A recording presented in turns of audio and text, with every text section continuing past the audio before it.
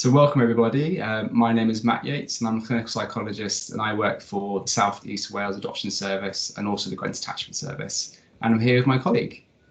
Hello, my name is Charlotte Christiansen. I'm a family therapist and I work for Gwent Community Psychology.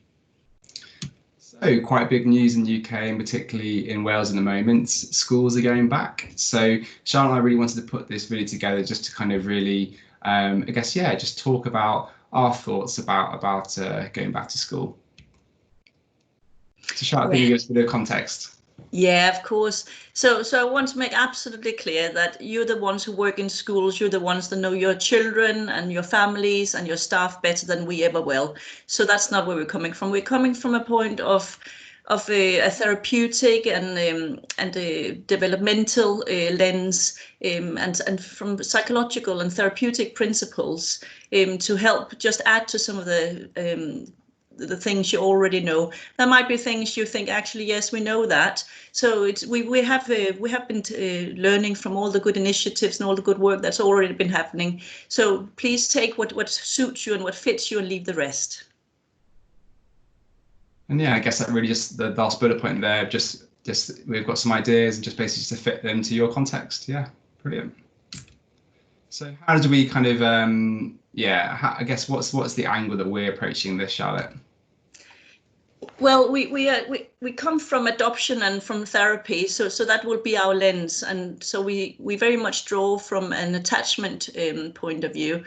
And you might think, well, attachment, that's usually for people who've been traumatized, and that's true. It is very good for that, but it's also good for everybody else.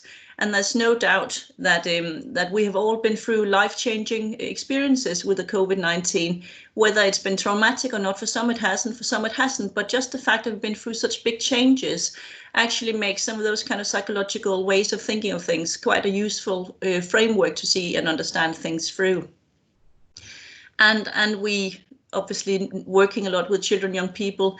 That's where we have some of our expertise. So the more developmental kind of understanding is also some of the things we might be able to add to as well and hope it's going to be useful to you. I like pretty much, I guess, what you were saying, Charlotte, is really kind of, really we would argue that you could apply these principles to anybody, whether you're a child, an adult, a traumatized child, or a member of school staff. It's all stuff that really applies to us just as humans. Yeah, and because even though you're there for the children when you're at work, you're also humans, and you will also have been through difficult periods during this time, and it's difficult just to leave that at the door. You know that you will bring some of the things into school as well, and it's just important to really to be aware of what we're all bringing to it and understand some of our reactions. Yeah. So coping with COVID-19. So I guess it's just really important. So Charlotte and I were talking about this and just to reiterate that any distress or kind of difficult feelings that have happened as a result of COVID-19, this is really normal. And to be honest, it's kind of to be expected, because really what we've gone through it's just a normal response to a really, really abnormal situation. This is not something that has ever happened to anybody alive. And it makes an awful lot of sense if we're going to feel really odd, if we're going to maybe feel anxious or stressed or sad or really sort of low about it or overwhelmed. It's really, really expected. And I think kind of like we were just saying, really, how obviously the principles, what we're talking about, we're thinking about in the context of schools and of young people and children, but really so much of what we talk about in this presentation, it applies to both staff and students.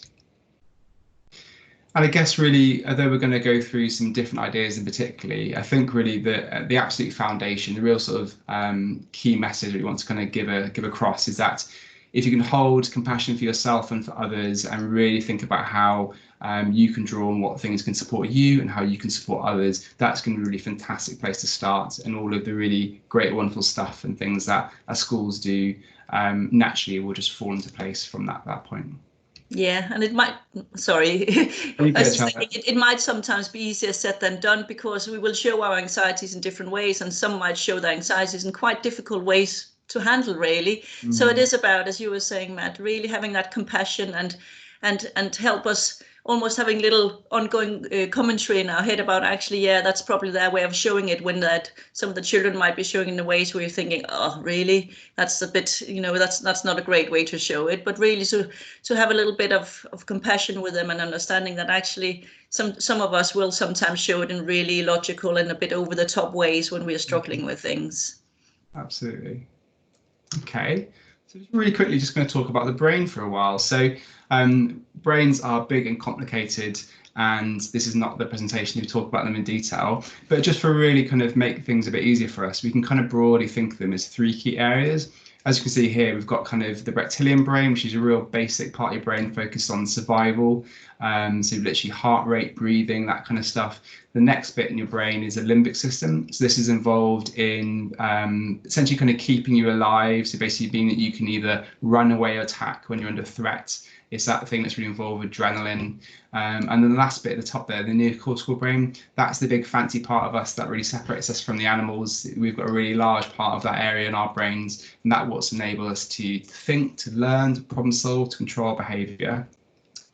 But here I've got an upside down triangle for you, and this kind of represents what we think of as sort of like more typical development. So a baby who's born in a situation where most of its needs are met, and hopefully there's a parent or two who are looking after it and keeping it safe. What that then means is that the very few resources are spent kind of developing and caught up in the survival part of that baby's brain. So it's not really having to think much about keeping itself alive, because hopefully a parent or two are doing that for it. And what that ultimately means is that all the other layers are left with much more resources to grow and develop and do all the things we really want babies to be able to do. So particularly at the top there, that cognition, to really helping that baby just learn and grow and develop and flourish. Conversely, however, though, children who experience developmental trauma, so by this we mean things like abuse, neglect,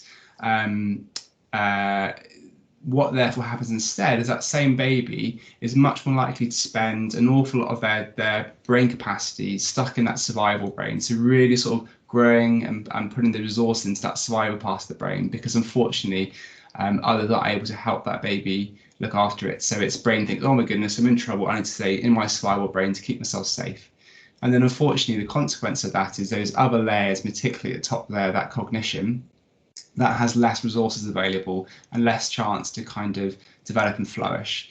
And it basically means that the baby's survival brain is really well developed and really easily triggered and activated, but the other layers are a bit less so well developed. And of course, we're not saying that every child in school has experienced developmental trauma, of course not, but we just really wanted to keep this in mind, because there'll be many children who have had this experience. But also, I think this is the right-hand triangle is a really nice example of what an awful lot of us will have either felt in the last few weeks and months, or maybe even feeling right now, and particularly maybe feeling when we go back to school, is that it's going to be frightening and scary for some people. And when we're frightened or scared, we go straight back to that survival brain, and that's what we're operating from. And that's why it's so valuable for us to think about this today in our presentation. And I think it's quite, with the research that's developed about brains and our well-being and our emotions, it's quite helpful, I think, to think of that it's not just that it's just somebody's got some feelings we aren't, others don't. It's actually, it makes a concrete and structural difference to our brains. It's something it's not just something that a little bit like we used to think, oh yeah, that's just emotion, but actually it's something concrete. The brain structures itself and is more active in certain bits of the brain the more we have those kind of experiences. So the more we have experiences of feeling unsafe and being in unsafe environments, the more that bit of the brain will be active and will be very quick to be alert and to really take over the way we respond to things. And I think that's important sometimes when we see some children who react really strongly to things, and we're thinking, come on, that wasn't dangerous at all. That was nothing about it. But that's because it's very, very quick to trigger into that way of reacting and going into the survival mode. That's how that young person's brain has been designed and grown and structured to respond to things. Absolutely. Yeah.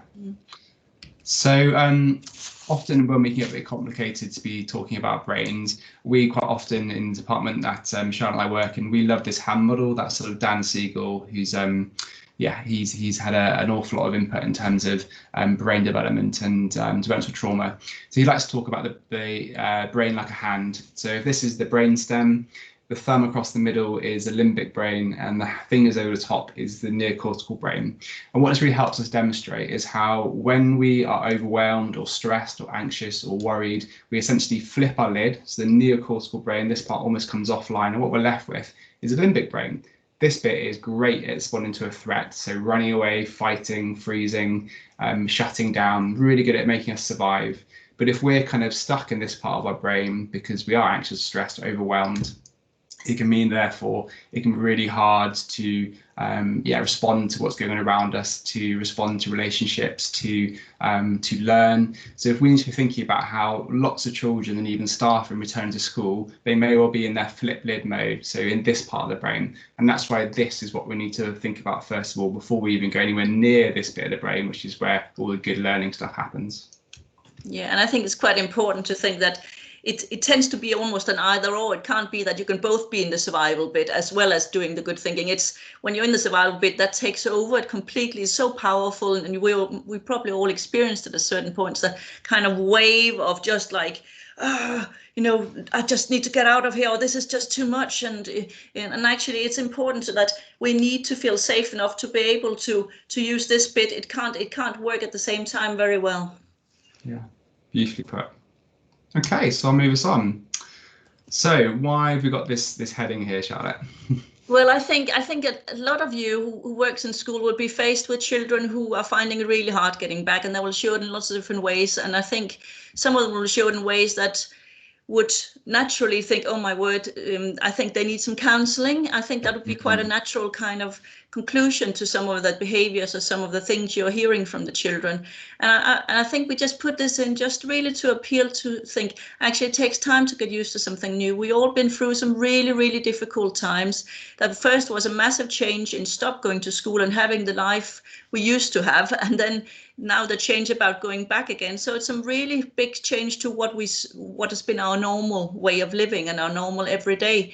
And that has for lots of us created some kind of stress and anxiety and worries. And that had meant that we've been in our downstairs brain, and maybe still is, when there's a new change and a new thing we have to get used to. So some of it is really about allowing a little bit of time and allowing people to get used to this new change. And in itself, that doesn't mean that time will solve it all, but it's about helping, making sure that we feel safe again, because when we feel safe again, we can access things like you talked about, Matt, with the cognition, and to be able to access to benefit from things like counseling, we need to be able to access things like cognition. Is about reflecting on things, is about getting insight and things like that.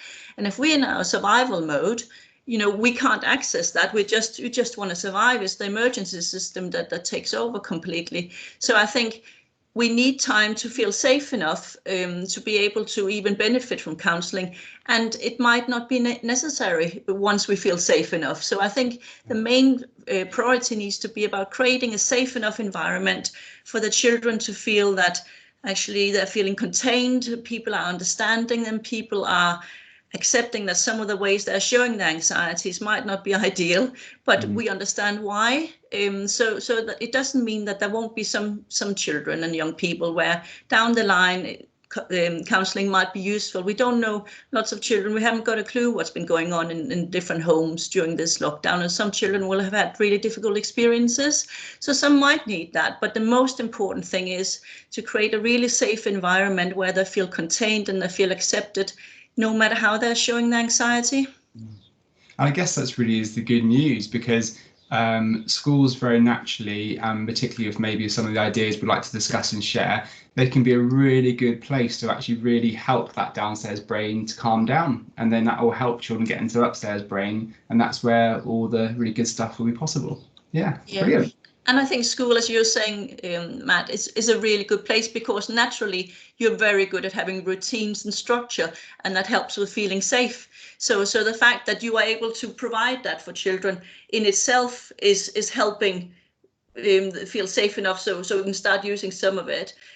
So I think it is just, and the other thing is thinking about how much time children spend in school. It's a lot of hours compared to maybe an hour or two a fortnight or a week in counseling. It's going to be much more efficient because if you think about how the brain works, that the more we are exposed to certain things, the more we're exposed to a safe environment where people can contain us, that's going to have a real good effect, rather than an hour here and there on counseling. That's not to say counseling won't have a different effect, but I just think it's, if we can do it by creating a safe environment, that is in the long term going to be much more efficient for the children, really. So that really beautifully brings us on to our next slide, really, because yeah, how do we do that? So rather than kind of this idea of suddenly giving everyone counselling, we've got a alternative way of thinking of things we'd like to share with you. So what I'm going to create here is a bit of a pyramid, and as we move up the pyramid, this is going to really demonstrate the order in which we've learned that human beings need things in to help it feel safe, and for human brains to flourish and to do well. So the absolute bottom, the bottom of everything, that if this isn't in place, nothing is possible, is safety. We have to give brains and bodies a sense of safety, and that is both physical safety, that I'm actually not at immediate risk of harm, and emotional safety. So I actually feel that there's a possibility for me to be looked after, both in my physical self and my emotional self. Next then is relationships. So once you feel safe, our brains feel happy to explore relationships, so to make connections with people and actually start to be able to, maybe if that goes well, help use relationships to actually help us to feel further safer. Next then is regulation. So this is really talking about the things we can actively do that actually calm us and make us feel okay, make us feel all right in both our brains and bodies.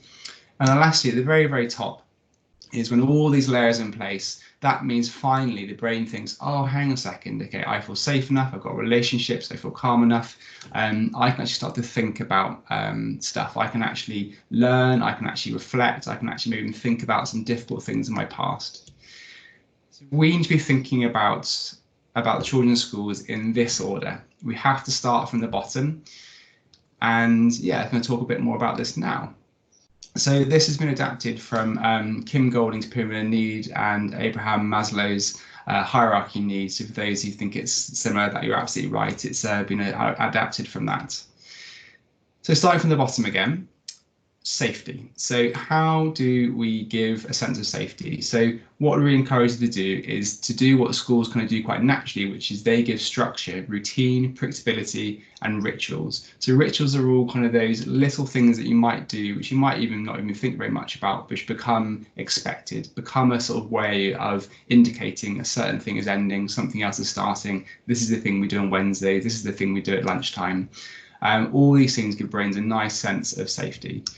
So obviously in the current context, there's going to be an awful lot of focus on cleaning and social distancing, but just to really reiterate that when we're talking about safety, we mean that stuff as well as that structure, routine, predictability and rituals.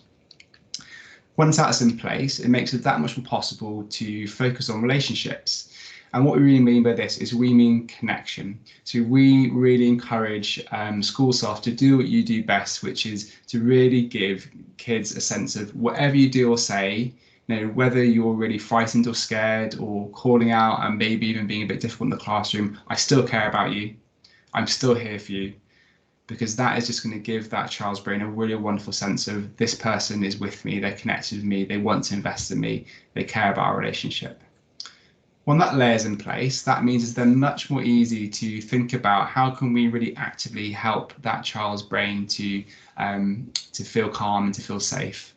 And we talk about regulation in terms of both emotional regulation, and this is something we'll talk about in terms of acceptance and empathy, so we're going to talk about in a moment, and physical regulation, so ways you can use the body, because human beings at our core, we feel better when we're using our body, when we're able to play, when we have movement breaks, when we can engage in sports, dance, yoga, whatever it is that that person finds best.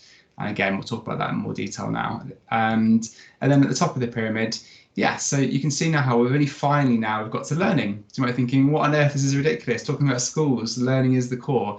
Of course, education learning is the most important thing in schools, but what this illustrates to us is the only way we're going to be able to get to that point is by all those layers beneath it. And also another thing that's possible when we're at this top bit of the pyramid is because all these layers beneath are in place, it means we have that ability then to actually maybe have conversations where children might be able to actually explore the traumas they've experienced during COVID-19, explore the loss and grief they might have experienced.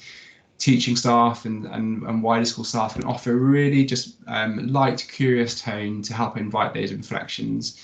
And again, this really illustrates how it's only really at the top of this pyramid where the more traditional ideas of counselling and therapy are going to be possible. If we try and do those things and the child's at the bottom of the pyramid, it's probably just not going to go as well. And that's why we suggest waiting until you get to that point. And I like to just comment on where you're saying the relationship is quite far down towards the bottom. And some of you might think, yeah, that's easier said than done, creating a relationship or giving the message that I care about you no matter what you're doing. And even if you keep pushing me away, testing me how much I can take. And actually, brain-wise, there's something that makes it really hard, because if you're constantly getting I don't like you, you're stupid, and you don't care about me anyway, brain-wise, there's something that doesn't click on, that kind of connection of understanding each other and feeling aligned when you're constantly getting that kind of thing. So it really requires a lot still to do and I know you're still pushing me away, but that doesn't mean I care about you less, So it's something that we really sometimes have to work really hard on, but they need it. And they probably need it more than any of those that let you in easier. So the ones that push you away most are probably the one you need to let in most, which is a really hard task, and we recognize that, but it doesn't mean they don't need it, even though it's hard. So valuable what you're saying, Charlotte. Absolutely. Yeah, spot on. Okay. And I'm thinking also, just a quick comment, I know we're coming to it later, but just again reminding ourselves that you're humans too. It's not just the children and young people that are humans. So all these things count for you as well. It's not just for the children, this pyramid. This is also for you and for us. Yeah. So we're fully aware that education in schools more widely are stressful environments, and even if you're watching this video right now, we really value the fact that you're actually giving a bit of time just to watch this video, because we know it's not a quick one. So I just wanted to kind of really put almost like as I've got in here, a quick read, easy to remember version. So it's the same pyramid, but we're almost kind of focusing really on like the two middle layers, because schools very naturally will kind of be able to think about structure that happens very naturally. So really the key things for you to think about are relationships and regulation. So a really good quote here. So I watched a webinar by the gentleman, Mike Armiger, and he really describes how really what we're thinking about is qualities over qualifications. So it doesn't have to be necessarily a teacher. It doesn't have to be somebody high up within the leadership team. If there's just an individual, regardless of what their job is in the school, that a child can make a connection with, that a child can have a relationship, that's what we should be focusing on. So who is it that's perhaps best able to provide that relational support to that student? And then regulation. So what is going to be absolutely vital is focusing on relationships, but focusing on regulation and finding ways you can just weave it into the core activity of the school day. So not waiting for a child to become really dysregulated and perhaps behaving in ways that we find particularly tricky, but making sure that it is just constantly sprinkled throughout the day, really liberally, little doses of regulation. That is going to be vital. And I think we sometimes talk about having a full cup. We got something to drink from and something that keep us going, like fueling us and help us getting through things. And some of the children will very quickly have an empty cup. It's like there's a leak. It's just so having that kind of ongoing regulation as part of the everyday school day can be preventative, so they don't end up with an empty cup and feel very triggered and go into the emergency system too often, but actually constantly making sure that we're helping them fill it up during the day can be really preventative, and that will set them up to be much more likely to succeed than setting them up to expecting them to be able to concentrate without any of that for a certain amount of time, which some of them simply aren't able to do. Yeah, these things are a thing that for the children or even the staff who are in their downstairs brain, and they will be, this is the stuff that is helping work on that and helping you get back to your upstairs brain. We might want to jump straight to this bit, but if we do that, it's not going to work. We've got to work on this bit of the brain first. And relationships and regulation, that's what they do best. Yeah. Okay, so we're talking more about what do you mean by regulation. So we split it into kind of physical and emotional. So Some stuff here from Dr. Bruce Perry. He's really done loads of work in terms of thinking about how do we really calm down that downstairs brain. And what the science tells us is that patterned, repetitive, rhythmic activity, something like dance, something like music, is fantastic, helping to regulate and calm down that part of the brain. And then basically anything where you can encourage students to use their bodies. So anything that involves hanging from your arms, pushing, pulling, carrying, lifting, are all going to be really good physically regulating activities. Some kind of examples. So I've been chatting to teacher friends and colleagues, and they were saying how, Matt, in this video, you've got to give some examples. So here's some examples. These are sort of things that we're talking about. So jumping jacks, squats, push-ups, wall push-ups, running on the spot.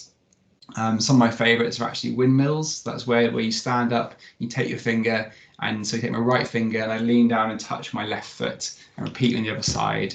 Crosswalks, again, just saying there. So while standing, raise a knee, and then so raise my right knee, touch it with my left hand, and alternate and repeat. So just some really good ideas that you can just try and adapt and be playful with, really. So just things that are physical and things that we know, generally speaking, can be quite regulating for young people and for adults too. And I guess, again, the key is for it not to be the few that needs it, but really to make it part of for everybody. It's not you, Johnny, you constantly get into trouble, come on, do a squat for me. You know, it's about actually, it's something that we just as part of, come on now, we're just on this exercise, come on, let's just do one, everybody, for 2 minutes, and then we can continue again. So the children don't feel pulled out or just sticking out and being different by having to do these kind of things, basically. And my mantra of this is little and often. So just lots of little doses of light shots, so just a few minutes regularly sprinkled across the day, not just waiting for the last hour of the school day, just almost maybe every half an hour, 45 minutes, every hour. This is the stuff that's going to be really helpful. And I think just to remind ourselves that this is what lots of kids do automatically in the schoolyard if they get a chance. You know, this is a natural way for children to shake off and get a little bit of, you know, be okay again. So we can really learn. And just like you were saying with the rhythmic as well, Matt, and I was thinking those of us who've had little babies, you know, that kind of, oh, it's all right. It's all right. You know, it's many of these things are just built on the natural kind of things that makes us feel okay. And if we just try to learn from that and put that more into our everyday, and it's not just in schools, it's for all of us really to remind ourselves really to have those little kind of breaks and do some of the kind of things that naturally makes us feel more calm, so we again can use this bit of our brain. Okay. So moving on to further regulation ideas, so thinking more about emotional regulation. So I've got here in brackets acceptance and empathy. So there are lots and lots of videos and presentation resources explaining what this. If you want to look at it in more detail, if you look out something called PACE, so it's devised by Dan Hughes, which stands for playfulness, acceptance, empathy. So playfulness, acceptance, curiosity, and empathy. But we're thinking about particularly the acceptance and empathy here. And what we mean here is acceptance is giving a clear message to the young people that not saying that all behavior is okay, but all of the thoughts, the wishes, the emotions that are there that might be behind the behavior, that is okay and we accept them. And then with empathy, it's really having a go at stepping into that young person's shoes and imagining things from their perspective, even if to our adult eyes it seems ridiculous and unreasonable and incorrect and they've misinterpreted the situation. Have a go at just imagining it from their point of view, and that's a great place to start. So this is a big topic, and we're not going to get into detail here, but I'm just giving examples here of the kind of ways that you might respond in an accepting, empathic way. So I think, Charlotte, I'm going to be the child and you'll be the adults. Absolutely. So here we go. Okay. Oh, Morgan is so stupid. I wish coronavirus had killed him. Right now, you don't like Morgan. You just want to go tell him to go away. You feel he was being really mean. Okay, next one. I want to play football now, not after maths. You just love football. It's your favorite. Hearing me say no must make you so angry. It's hard not being able to play football now, isn't it? You love ruining my life. Oh, wow. No wonder you feel so angry. You feel the rules are ruining your life. You must be so frustrating not to be able to do what you want to do right now.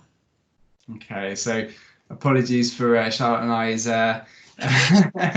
for acting, but just to really give you like a flavour there of finding a way of kind of just tapping into that accepting empathic mindset can be a really wonderful way of helping brains to emotionally regulate. And we really encourage you to have a play with this yourself. And I think sometimes, sometimes it can feel really theatrical, but if you're able to match the tone, so it doesn't mean just because they're angry, you need to be angry, not at all. But if you can, if they're really, and you are really, really calm, that's a mismatch. So if you can match the, oh no, I get it, it's really frustrating. So you can match that kind of thing. I get your frustration right now. You can see that in my tone or hear that in my tone. I think that sometimes is likely to make them feel more understood and more okay about, okay, I don't need to put the volume up, you get me. Okay. So also just two little lovers here. So Dan Siegel, he mentioned earlier with the upstairs, downstairs brain flip lid hand model, he has this wonderful phrase that I just love, which is name it to tame it. So what he's actually found is if you can give somebody a word or a name to the thing they're feeling, that actually immediately starts to actually make that feeling more manageable. So simply by just, for example, telling a young person, wow, do you know what? I think right now you're feeling really anxious, or you're feeling really wobbly, or you're just not feeling right at all. That has so much power. And we really encourage you just to help almost just give guesses to young people if they've got a difficult feeling. Have a go at putting in words to it or a name to it, or maybe even like a physical feeling if it's helpful. And they will tell you if you got it wrong, and that doesn't matter. Absolutely. There's no harm in you getting it wrong. No. Just showing that you're guessing is really tapping into that sense of attempting to show empathy and tap into their world. And you're almost putting a little seed of them, giving them a little hint of, actually, I'm interested in what's going on for you, to help them maybe become interested themselves as what is going on for them. So you're doing it with them, and that can be really helpful. And then the second bullet point we've got there, so think younger, see younger. So what happens to most of us is when we are dysregulated, when we're feeling wobbly, when we're lower down that pyramid of need we were talking about, all of us, particularly children, will kind of be much younger developmentally. And what we encourage you to do is therefore, even though you might have in front of you, a 7 or 8 year old, actually imagine, how would I respond to them if they were maybe 5 or 6? How would I respond to them maybe if they were younger? So just keep that in your head, just thinking about how to respond to make them feel better if they were a younger child. And really just to kind of, similarly just see their behavior in a younger way, because this is something we see time and time again. When things go wrong, we almost kind of slightly regress, I guess, and we can be so beneficial just to actually respond to where that child's brain is developmentally in that moment, which might actually be a bit younger than their chronological age. And I've often heard adults saying, but I know they can do it. And yeah, physically they probably can, but there's sometimes emotional obstacles that makes it hard for them to do it. So again, think younger. And what you do often with younger children is, if they're not being able to do what you are expecting them to do it with them. It's about, instead of having that kind of expectations they can't reach and they're going to feel like a failure and we're going to be frustrated with them, saying, actually, I'm going to do it with you. So it's still helping them getting whatever it is done, and they get a success from that. But it's not beyond what they're able to do at that particular emotional state. Brilliant. Okay. So talking more widely about COVID-19 anxiety, Charlotte, I think you're going to help us out for this one. Yeah. So all emotions are okay, and I think, and all experiences are okay. And I think it's really important that we accept that we will all have different kind of experiences. If we don't accept people's emotions and experiences, it doesn't mean that they will go away. They will just stop sharing them with us, really. They will just go underground. So I think it's really important to send the message that it's okay. I can hear you're feeling really frustrated. You're feeling really angry. You're feeling, what is not okay is how it comes across. So it's not okay if we're showing our anger by hitting somebody or by ruining something. So there's that kind of distinction between emotions and reactions, like the way we show it, really. So I think it's really important to give the message that it's okay, whatever you're experiencing, that's fine. It's just we need to find a safe way you can express it that doesn't hurt anybody else or ruin anything, really. And I think it's really important also for schools, and I'm sure you already do that and you're already thinking that. I think that's important to say, really, that there will be lots of different reasons why some children might find it difficult coming back to school. And that can range from that it has been a really tough time at home and there haven't been much access to support because of the lockdown. It can be that there hasn't been much of an outlet of finding for children, young people to talk about what's been happening with them or with their family. There might have been lots of things going on that made them really worried about not seeing family members or people that are important to them. And I think it's the main message is really that we are aware that there can be lots of different reasons, and how can we help? And again, I'm talking about things you would probably already be doing, I'm absolutely sure. But I think it's just important that families get the message absolutely loud and clear, because you might think, well, that's what we're doing, but actually it's when if families are in this bit of the brain, they might feel, oh no, they just want us to come back to school and we're not ready and it's not safe, and they can get really worried about it, both the children and the families themselves. So really almost giving the message that we know it's hard, we know it's not going to be easy. How can we make it better? How can we be there to support you being able to do it? And how can we help you? And there still might be some where it takes quite a long time before they're ready for that. Mm-hmm. But really, to the more we can be on the side with them and saying, actually, we know it's difficult and we see you struggling, we see you trying hard. Come on, how can I be there for you? How can I help you with this? And you could also actually even, I guess, part of the idea of this message is sort of there'll be some kids who are in school and they may say, well, why isn't Tom in class? And you can even actually sort of communicate that similar kind of message in the classroom, just saying, we'd love it if Tom could be back in school, but right now, that's just going to be really, really hard to do. But we're going to work really hard to sort of help Tom's family to help him come back to school when it's right for them. Because undoubtedly, I'm sure teachers are already expecting these kind of questions to be put from students. Mm. Yeah, and I think again, it's really important to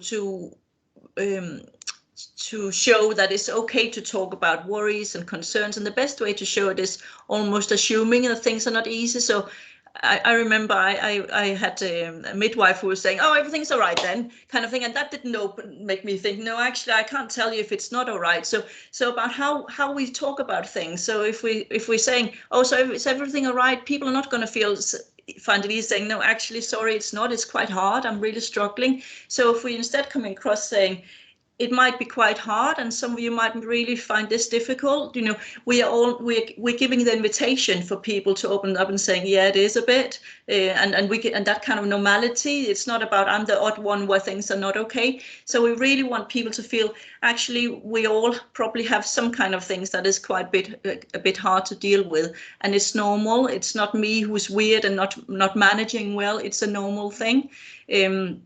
So I think it's important that we just, again, we might be thinking it, but really making sure it comes out as we know it can be hard. What kind of hard things is it for you? And has anybody else experienced those kind of things? Really to normalize those kind of experiences. The other thing is there's been lots of different information out there, lots of conflicting information, and safety has been quite a big thing, the physical safety with the virus as well. So there might be families who are really worried about sending their children to school for probably good reasons as well. And there might be misunderstandings as well about what is safe and what is not safe, and there might be news out there that might not quite be right and not be evidenced scientifically. So it's really about being curious about what is it they're worrying about. Is it something real that we need to find a way of making sure it gets safe, or is it built on a misunderstanding that we can help them understand that actually that's probably not quite right what you heard at that particular website, or the reason is that some people make things up sometimes as well, and those kind of the sources where we get our information from as well. And I think instead of just assuming that we know what they're worried about, really to be curious about it and be a little bit of looking into what it is and helping them if there are any misunderstandings, really. Okay. So loss and grief. So a really important thing to always just focus on in terms of what we've been going through. So what do you think of this, Charlotte? Yeah, and that's unfortunately, this COVID has meant that lots of people will know somebody, some closer, some further out, that has died or has been to hospital or that has been shielding, or, you know, most people will know somebody who's been in one of those kind of categories. So the feeling of loss and grief can also be about the loss of the life you're having. It could be the loss of friendship, feeling close with friendships, feeling close to family members. So loss and grief will be quite important for everybody, and not just the children and young people, also for yourselves as teaching staff. So I think it's important that this is named, and it's important that we are aware of when we're trying to, maybe for the very best reasons, trying to do a bit of banter and a little bit of a fun throwaway remarks and things, but actually some of it might be hurtful for others if they have experienced serious loss and grief during this period. So just to be mindful and help the children to understand that, because I think it's easy just to be, you know, making little fun jokes and things like that. But for some people, it has been really, really tough, and we need to validate that and help them get through that. And also to be mindful that we can show our loss and grief and our sadness in lots of different ways. And just because somebody isn't crying doesn't mean they're not sad. Some people show that they're sad through being angry. Some people show they're sad through saying absolutely nothing to anyone. You know, so it's really just about, and the more you know your kids in school, the more you will know that actually, oh, she's very quiet. That's usually a sign that things are quite tough for her, or he's getting really out of control. That's usually a sign that there's something on his mind, you know. So really to sometimes look through the behavior and see what might be behind that. Brilliant. I guess, yeah, we also wanted to talk a bit more about what it might have been like for school just to obviously understandably suddenly end. Mm. Yeah, and I think it happened quite quickly with not much warning, and I think it might have been quite hard for some of the students, especially some of those students where school is a bit of a safe place to be, really, where it's a place where they a refuge for them, really. But maybe if things are a bit hard at home, and they might have special relationships with some of the staff in school, so actually it might feel a little bit left or a little bit rejected when suddenly they didn't have access to those people that means a lot to them. And I think that's understandable and normal, and it's not, you know, you couldn't do anything else. You didn't have any choice in not closing down school. But I think that doesn't mean that some of the children might not have felt like, oh, and suddenly I'm not important to you, and suddenly you don't care about me anymore. You know, that might be their experience. So I think if we assume that some children might experience that, we need to repair that relationship by helping them understand that just because we haven't seen each other in school doesn't mean that we haven't thought about it. It doesn't mean that they don't mean anything to us, and they've been in our thoughts and in our hearts. And I think it's about communicating that to help them. And we need to build up that trust again, because it might have been a little bit broken through this process. Yeah. I mean, it sounds odd to imagine, but I really can imagine some young people are almost going to feel kind of, angry towards school. Of course, not at all school's fault, but just to be kind of prepared for that, really. And I guess ultimately we're saying, if you can really communicate just a really big message of, I missed you, I thought about you, whatever way that sort of works for you, that you can kind of give that across. And it could be sort of, oh, I remember when I was walking in the park and, you know, I saw a swan in the river, and I remember you talking about how you really liked seeing swans on your walks. All those kind of things can be wonderful, just showing that child that you were in their mind when you were apart, and that's basically that, you miss them and you think about them. So moving into like helping the transition. So I guess it's really important, Charlotte, isn't it, to say that so many of the things we've got on this slide here are basically here because we've seen that schools are doing them already. So we're fully aware that those watching this video, you may absolutely already be doing these things, and we just think it's great, and we really encourage you to continue that, and those perhaps which haven't had capacity to do them yet, just to think if it would be possible in the next few weeks.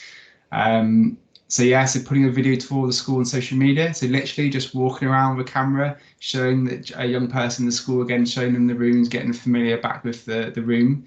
But also we were really aware that the classroom setup is now going to be different. It's going to be changed. There's going to be social distancing measures in place. So how fab would it be to take another video of the classroom a child's in, just to show what it is like now, show how maybe they'll be doing different things in the classroom, moving around in a different way, can be really, really valuable.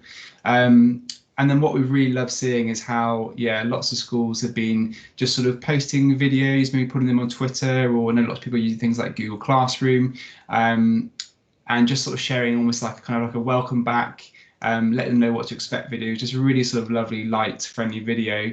And then really on top of that, there's also just been some real just kind of fun that's completely separate to education, completely separate to kind of showing the school, but just fun videos of the staff, just connecting back in with the kids. I've had ones where people have been lip syncing songs or doing montages where they're like throwing objects across the screen to each other in a different sort of clip. So really just wonderful stuff. It really just helps bring back that connection.